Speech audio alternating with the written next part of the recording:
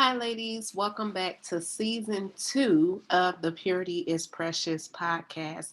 I'm so excited to be bringing you all a lady that I have grown to admire, had many conversations with her, and her name is Evelyn LeVasseur. Evelyn is a woman that is a powerful person in regards to understanding the importance of internal health and how it actually manifests to external health. As she was a fitness coach and she continues to build women up in their physique externally, she also realized that the reason why many of them bounces back to falling off of specialty diets and things of that nature is mainly because they have internal issues or internal wars that need to be addressed. So, without further ado, I am going to welcome Evelyn on board with us, and her topic for today is going to be entitled Begging God from the Inside Out. Hi, ladies. As promised, I have the amazing Evelyn LeVasseur here with me. And as stated, we are going to have a intimate heart-to-heart conversation in regards to begging God from the inside out.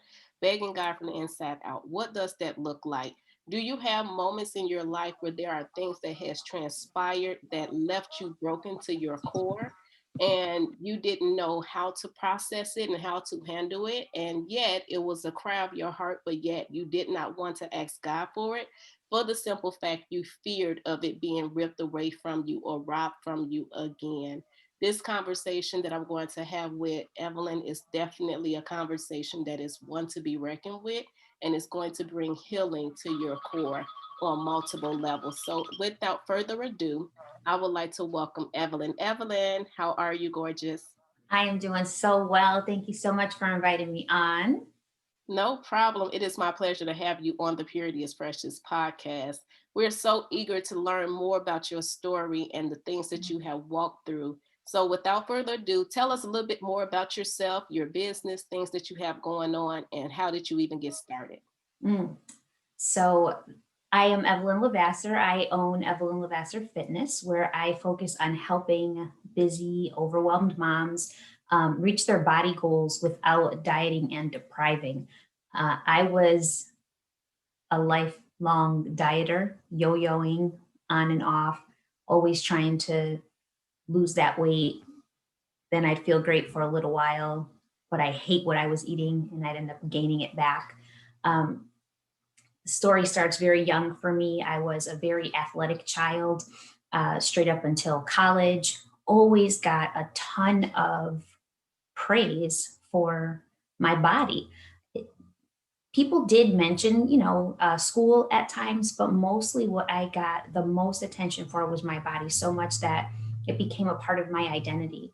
Um, so when I went to college and I put on, that freshman 15 that we tend to put on, I feel like I lost myself a little bit because I was so tied to how I looked that my body changing made me feel like I didn't really know myself. And that's when I tried my first diet.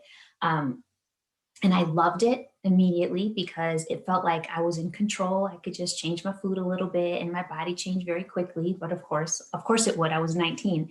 But that continued over and over. I'd try another diet. I'd lose the weight. I'd put the weight back on. I'd try another diet. Um, and that literally kept going until long after I was married. And that's where things started to change a little bit for me because my husband wanted children very, very quickly. And it took me a couple of years to catch up to where he wanted to be.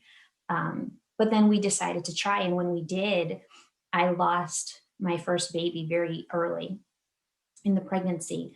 And, there's a part of you that still feels very hopeful because doctors explain this is very common. 20% of women suffer the same um, consequence, and it's a normal process. Um, so we decided to try again very quickly, and I got pregnant again very quickly. And this time I lost the baby again, but much later in my pregnancy. Um, and I mean, that does a number to you.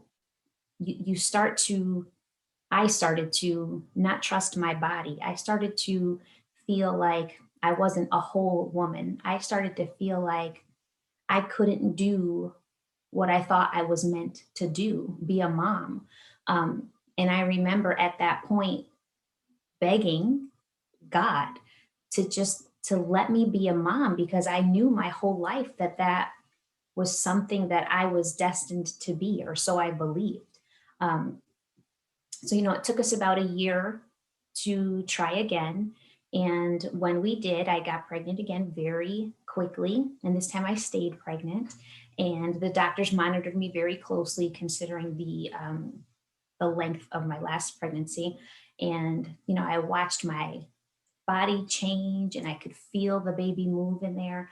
But every time that I felt that flutter of hope pop up in my heart, I I kind of forced it down. I forced myself to not feel that excitement because I was so afraid that I would lose another baby.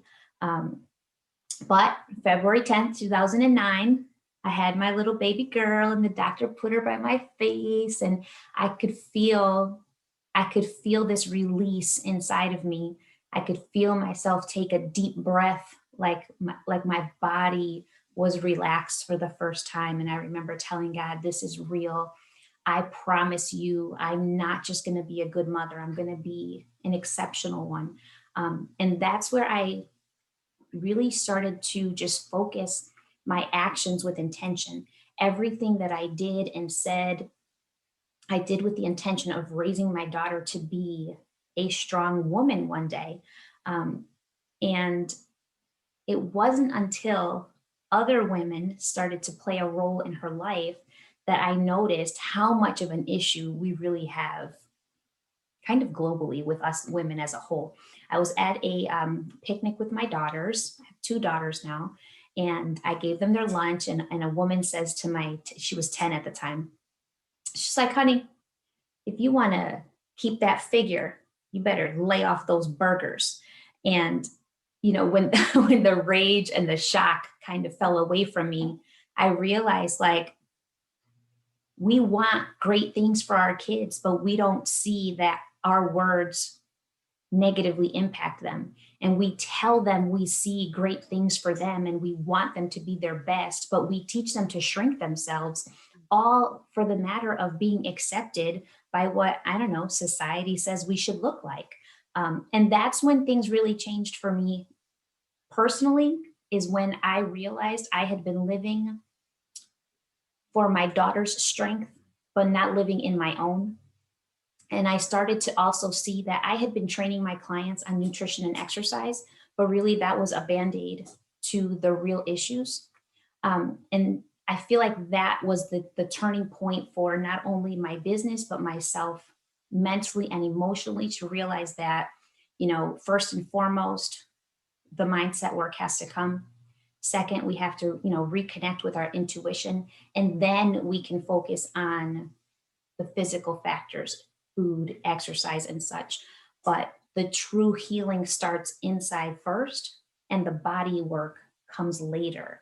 Um, so now that's what I do. I help women unlearn these behaviors, reconnect to their intuition, heal the issues that they are hiding or, feeding with food, and to eliminate all of those rules and guidelines and things that comes from dieting, because those diets are not meant for us to succeed on. They're actually meant for us to fail, because how else will the diet industry make money if we're successful?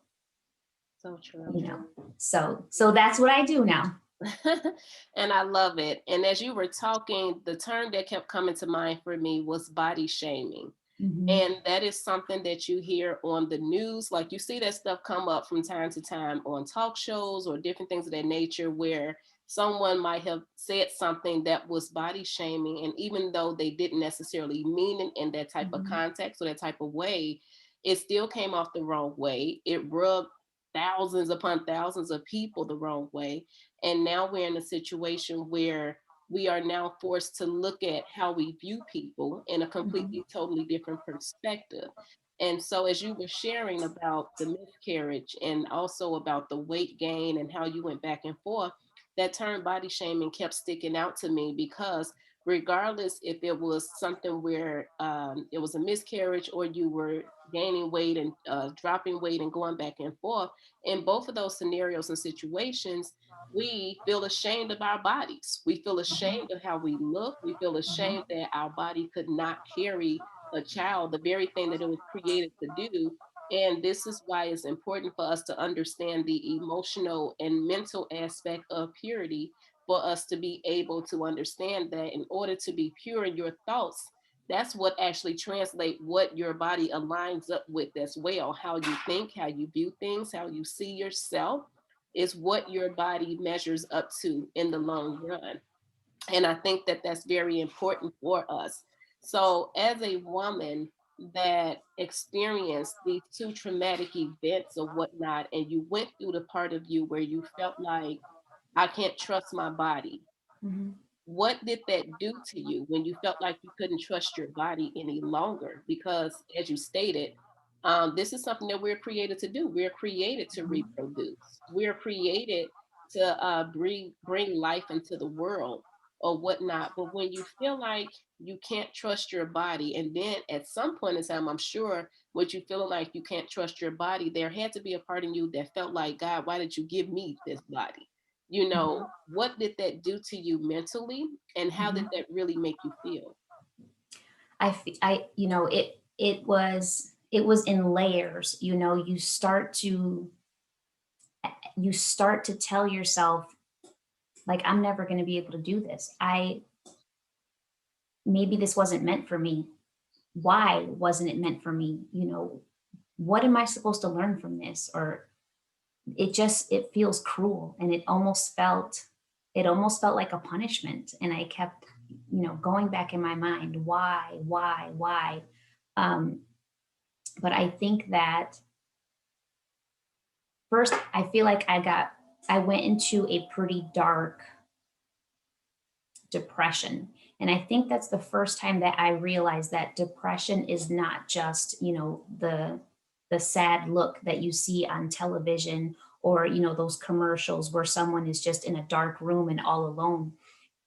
That feeling that you have inside your body where you don't trust yourself.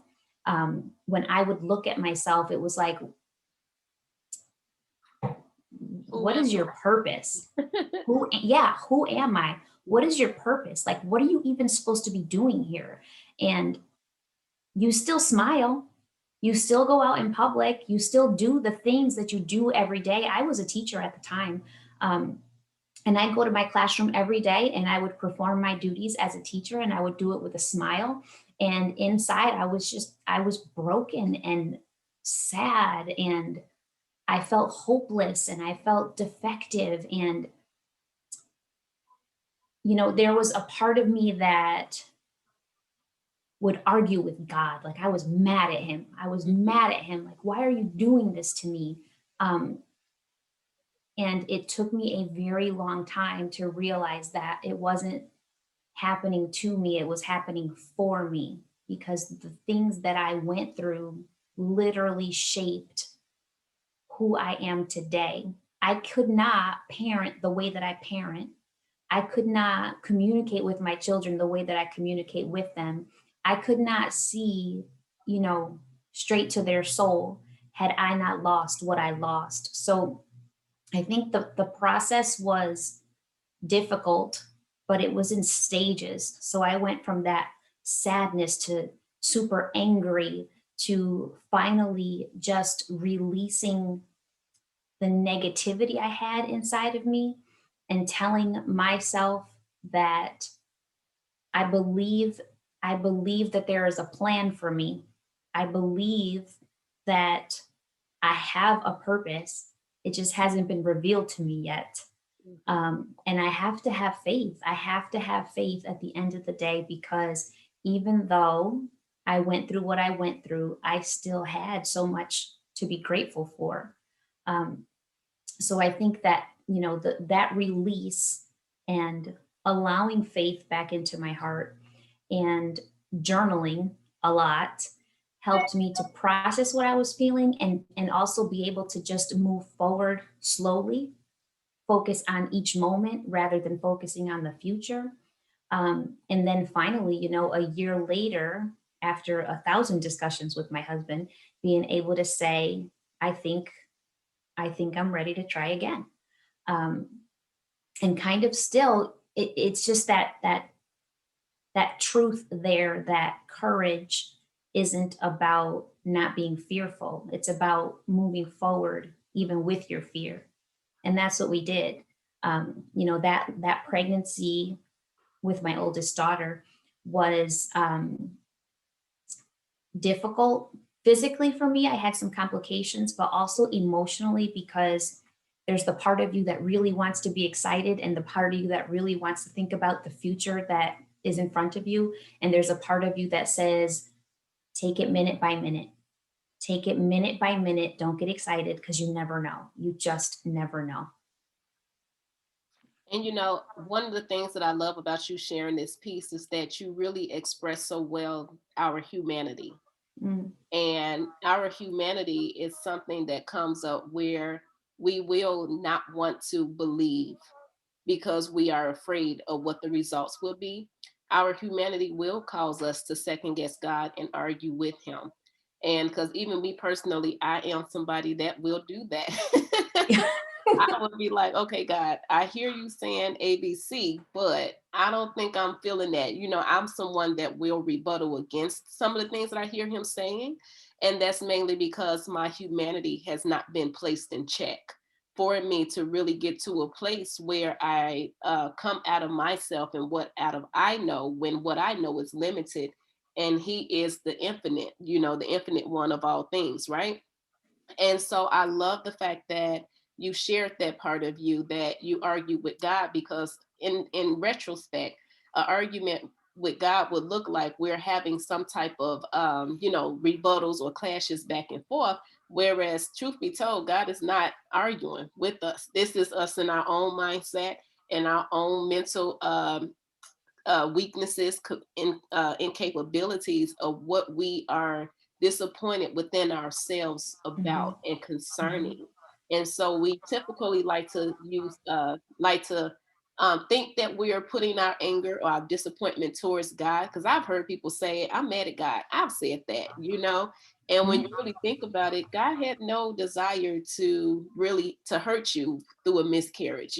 That's not Right. his intent or his makeup, or that's not something that he would do. I've had people that have made statements like, this person should have waited until they got married to have a baby, because then the baby would not have had a disability. And I'm like, excuse me, that is not how this works. God do not punish us like this.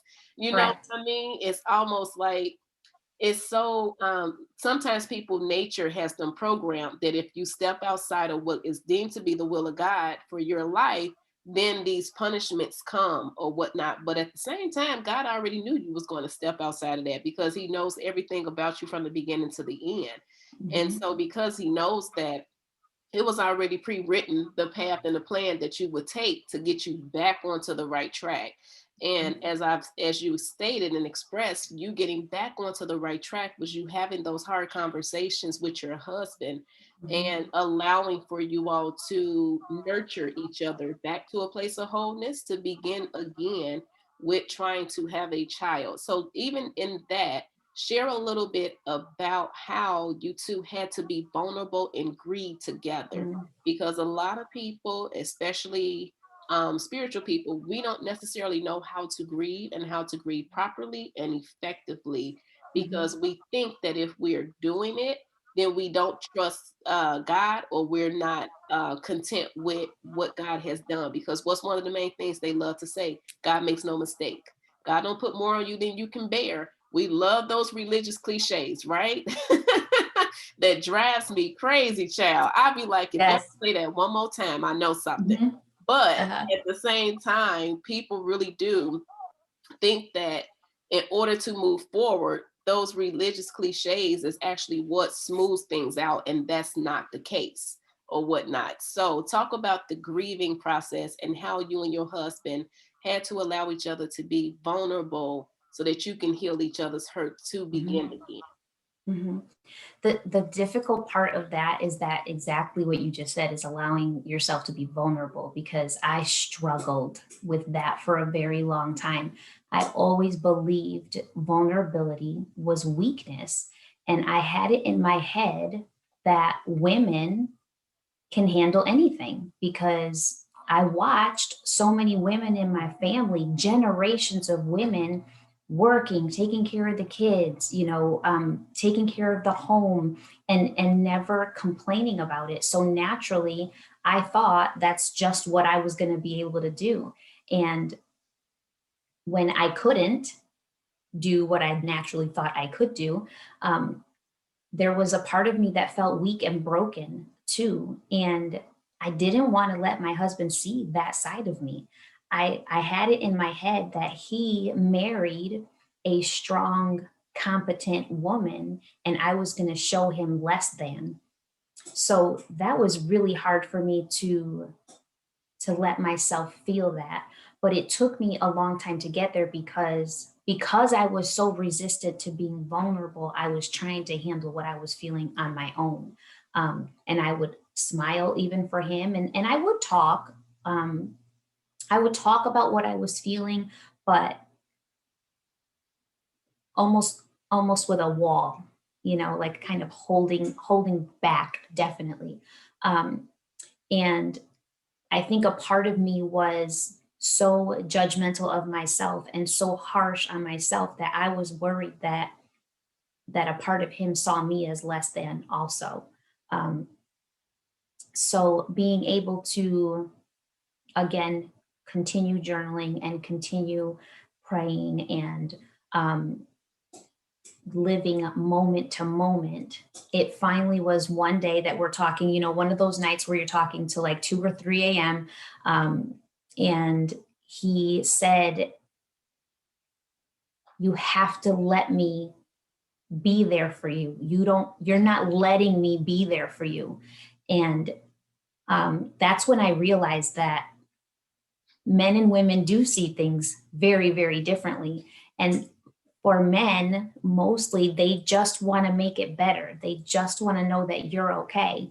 And they want to, their way of being a part of it. For my husband, I know specifically, now I know, for him, he knows maybe he can't fix it, but at least let me sit with you. To him, it's like, at least let me sit with you. Like, if you need to break down, do it, but let me hold you.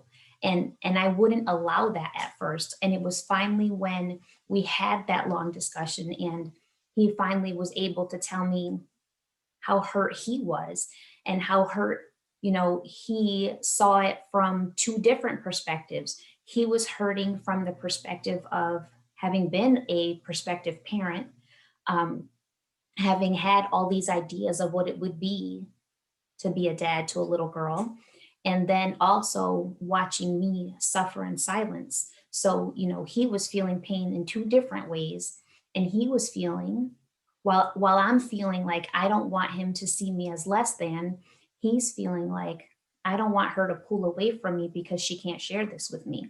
So we had all these stories going on in our minds about what the other one was feeling, and it was in being able to just continue the conversations, as hard as they were, as ugly as they got sometimes, focusing on honesty and moving forward. So I think that because we were able to say out loud, no matter what you're feeling, no matter what you're going through in your head, our goal is to get through this together. So wherever this conversation leads, we still have the same mission. Um, and I think that's what was able to bring us together, and just, allow time to do what it does. That was so powerful. I love it. I love your story. It's so powerful because even just in this portion right here, you just translated back to me that even if we aren't careful, we will allow for our emotions to rob us out of experiences that could expedite our healing process Mhm. faster. That's exactly Yes. what I just got from that. Because as you Yes. were taking me through the story of how you both had two different thought processes in regards to what each other were doing, and there was no verbal communication for you all to meet where you needed to meet at. That was basically our emotions running wild and translating the story for us versus us allowing for us to sit in our emotions and then allow for someone else to come sit in our emotions with us. And Mhm. so I love that, because the sooner that you sit in your emotions, the sooner that you allow for yourself to feel it, then you open up the door for healing to come and be present so that you can Mhm. actually grow and mature and develop Mhm. into what this specific experience was supposed to have taught us. And one of the things that I know is that people run from experiences. We Mhm. run from experiences. We run from, and running from experiences is you running from the revelation that you need for your Mhm. next. And so without revelation, then we can't progress. We can't move into our next because we wouldn't know what direction to go in, or how to even begin to start again, or how to begin to evolve into our space. Because as we're growing and learning, we have to learn how to evolve into a space, because at a certain point in time, let's just be realistic, the environment that we in, the space that we in, won't be conducive for us when we get to a whole nother place of wholeness and healing within. It's going to require for us to gradually grow, and whoever we are linked to, whether it's via marriage, whether it's via friendship, whether it's via business endeavors, we have to grow together or we have to Mhm. grow apart in regards to like business endeavors and friendships. Marriages, you should always grow together for Mhm. certain. But that's what emotions can rob us of if we don't take the time to really Mhm. acknowledge their presence and what they're there for. And Yeah. so I know for me personally, I used to always have this thought process that emotions are wasted emotions. So Mhm. I would not allow for myself to feel. I taught myself how to become very numb when I was younger. And so I knew how to instantly make myself numb to certain environments, certain situations where I refused to feel. And that did more of a detriment to me than it did anything healthy, health wise. I thought in my mindset that I was protecting myself, that I was protecting my heart, that I was protecting, my space or whatever. You know how everybody have the unbothered thing going, right? Oh, I'm Yes. unbothered. I'm Mhm. unbothered. No, you're bothered. You just won't allow for yourself to feel and to process whatever is occurring and happening in your life. And so I think that when we get to a place where we remain in that unbothered state, when we get to a place where we are completely numb, you're going to hit a brick wall. And Mhm. once you hit that brick wall, then reality paints the picture in front of us. And Mhm. so, what do you do when you get to that place of that brick wall or reality now looking you dead in the face? How do you cope with that? What steps do we now take? What steps do we now begin to consider so that we can actually get to a place where we can move forward? Because we don't want the same cycle and the same pattern to evolve and to happen. What we don't address will persist. That's Mhm. just the reality of it, Mhm. and I had to learn that the hard way. Mhm. So the very things that we run from, it will eventually catch us on the other end. Mhm. And trust me, when it catches us on the other end, it's gonna be a force to reckon with. We gonna Yep. Yep. it's gonna be hell to pay. I think we don't acknowledge the fact either that when we get to that place and we are refusing to acknowledge what we feel and refusing we could because we don't want we don't want the pain, right? We don't want to feel that pain. So we try to hide from it and we try to block it and we try to be unbothered. But the truth is that that is the very choice that is keeping us stuck where we don't want to be. You don't want to keep feeling like people let you down. You don't want to keep feeling like, you can't trust other people or whatever it is that you don't want to feel. But the fact that you won't let yourself feel it and move forward is the reason you keep finding yourself in the same situation over and over and over again. Exactly. So finding ourselves in that same situation over and over again, what do we do different? What do we do different? I know for me, one of the things that I personally had to do different, and this is us entering into like the healing phases of it, because if it's not working, what we're doing, the avoidance of the pain, the temporary busyness, the busyness, like I know I personally have done, and I know so many people that just pile their schedules with stuff every single day to avoid certain pains or avoid having to address and deal with something. But when we get to that place, one of the things that I had to notice that I'd done is that I had to really steal away to get quiet so that I could allow for myself to sit and think and also process the experiences. What was something that you've done to get to that, to start to jumpstart to move forward as well? I think that that's huge. What you're saying right there is that ability to be still and stop telling yourself that you have to be okay. It's okay to not be okay. I need to feel what I need to feel. Like, I'm not supposed to be at a certain point, because I said so. Like, I shouldn't just be over this because I said so.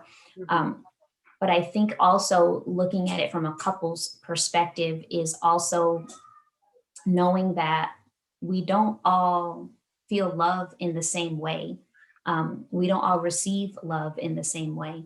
And I think that the one of the greatest things I learned with my husband is, instead of making a judgment about what I think he's feeling, or instead of making a judgment or what I think he's going to feel or going to react, is to always, always, always, no matter the situation, even to this day, to step back, look at him as a whole human being, and assess the situation with compassion, because the fact is that he is a good man and he does love me and he does support me. So, whatever it is that we're going through, I have to look at it from that lens. And so often, if I can back up and try to see things from his perspective, it helps me get clarity in my reactions too. And it helps me open up when it's time to have the conversation, because I am someone who processes a lot before I speak. I try not to just speak out of anger.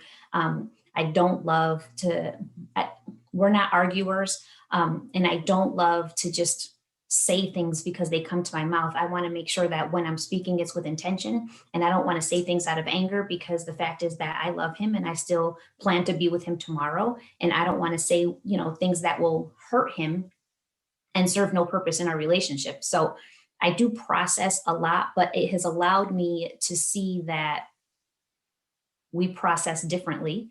And I have to always look at this from compassion. I think the other step is, when I mentioned before that we don't all love the same.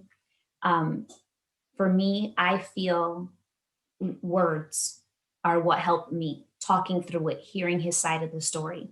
For him, it's physical touch. So it's like, if Love languages, the five love yes, languages. I love. exactly, I the was love. just sitting here thinking about those too. Yeah, I mean, if we're having a rough time or he's having a rough time, just me putting my hand on his hand is soothing. Comforting. Mm. It's comfort for me. If I'm having a rough time, him just saying, I'm here when you're ready to talk, I feel comforted. Um, but I also think that being able to allow him in is what's big, is what helped move um, my healing along, because I was trying so hard to be the rock, to be strong, to be who I thought I was supposed to be, that I was keeping myself feeling awful even longer, like we talked about. So letting him in and allowing him to help me grieve helped us both to grieve. That And it is helped us to not be stuck in that, like, that hopeless state. That is so good. I'm so glad that you touched on those different love languages, because they are very important. We Mhm. need to know exactly what is our love languages, because as you stated, one of them, I know off the top of my head, I think is one of them is affirmation of words, quality Mhm. time, touch, Yeah. um, and I can't think. Gifts, like, gifts. Gifts, yes, and I can't Yeah. pull off the top of my head the fifth one, But it is so true that you need to know exactly what is your specific love language. And also, sometimes you may have two of the love languages. It's Mm-hmm. not just Mm-hmm. one of it, one love language, but it's very important that we know what works for us because that's what helped expedite our healing process. Mm-hmm. So, say for example, your husband could have been buying you a whole bunch of gifts, but it wouldn't have meant nothing for you with, you losing the child. It probably would have like, oh, that was a nice thought, but it wouldn't have hit you, where it needed to hit because your Mm-hmm. love language was basically the simplicity of words, being Mm-hmm. able to talk and communicate and to know that you are being heard. And Mm-hmm. that's what's mostly important. I think a lot of people want to know that they are being heard and that Yes. their feelings and their feelings and their words have value to it. And we need to learn as a society, as people, how to honor that request from people just in general. And one of the things that you said, and also brought up an idea to me, is that you mentioned about you felt like you needed to be strong and the rock and things of that nature. But it's like you have a husband for that. But that's how we as women have been programmed to always be, a strong woman. And as we stated, you saw generations of that in your family. And then me being an African American woman, we have been taught as well, to be the strong person, not to depend on a man. I don't need my culture, they big on I don't need no man. But let's actually come to a place where we normalize daintiness. Why not normalize daintiness? Like, I think the highest honor, honestly, is being female, is being a woman, is being able to own my softness. And I was very rough and hard at one point in time in my life too. But I'm loving my softness. I'm loving the fact that I can do things like I could wear makeup one day and the next day I ain't gotta wear none. I love Yes. the fact that I could wear a wig today and tomorrow I ain't gotta have on one. I'm Mm-hmm. loving the daintiness of a woman because it's contingent upon how you feel for that day. Mm-hmm. And it's contingent upon how you view yourself for that day. But daintiness is without repentance. Mm-hmm. And Mm-hmm. so, I think there's something to be said too about just owning who you are and how you feel at any given time.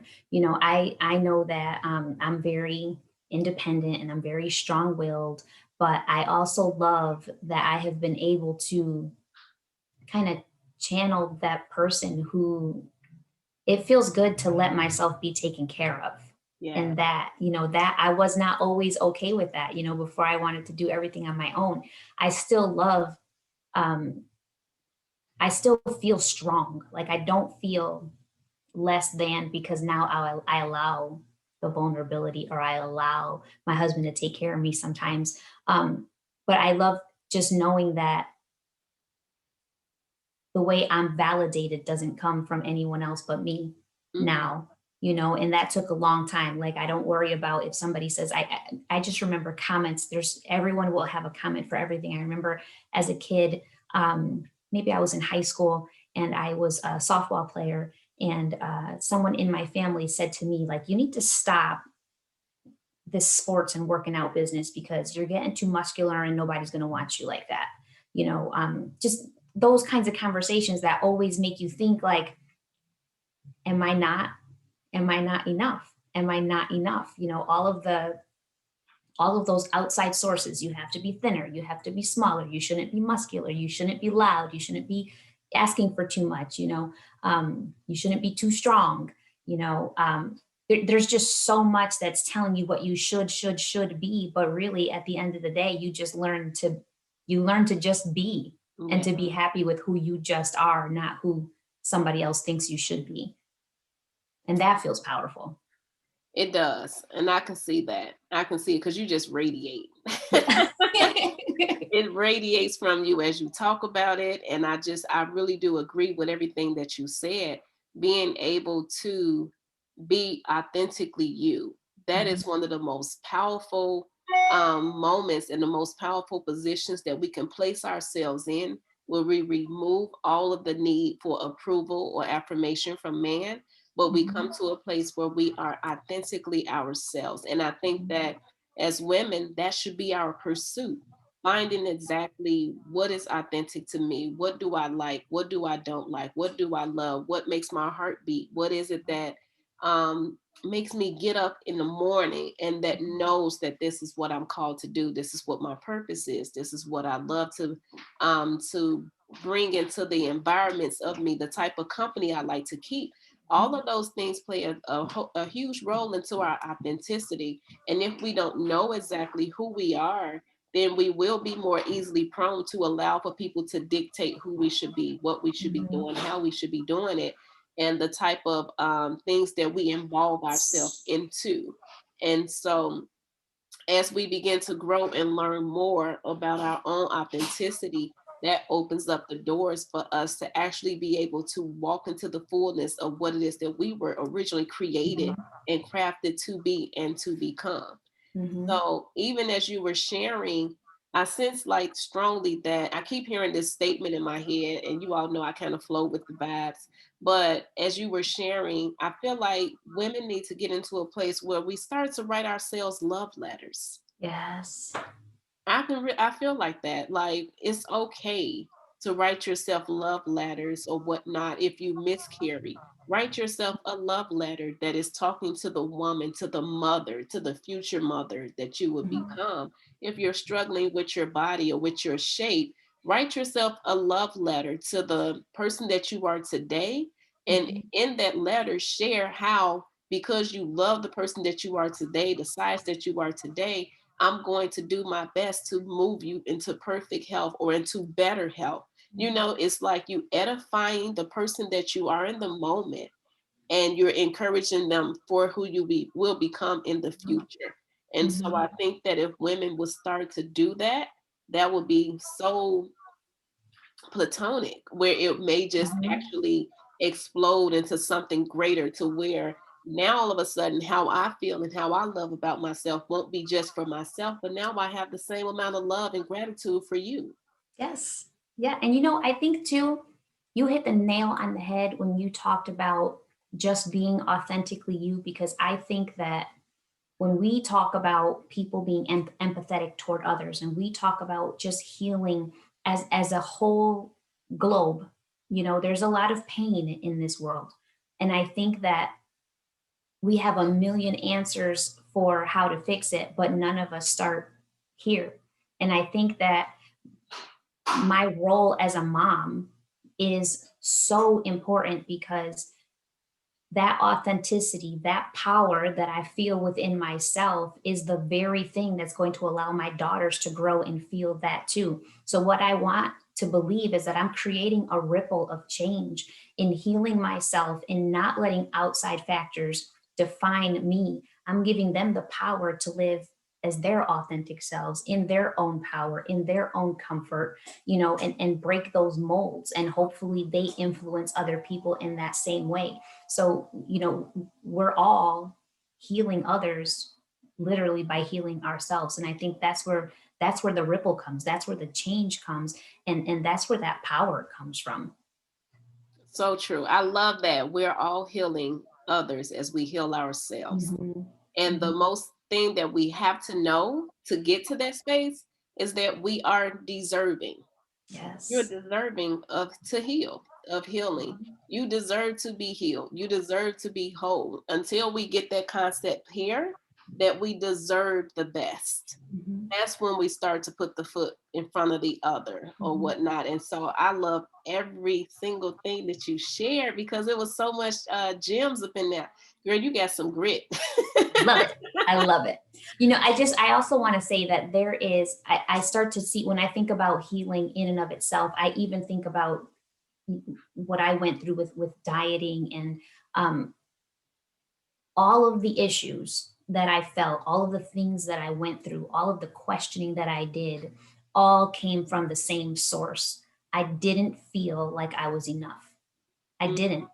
And it wasn't until much later in my life, in the much more recent years, that I can literally say, I am enough as I am. And I always was. I just didn't know. So that healing all stems from one place. And if you can really start addressing what it is you're feeling inside, where that doubt is coming from, everything around you changes: mind, body, and soul. I agree. I agree.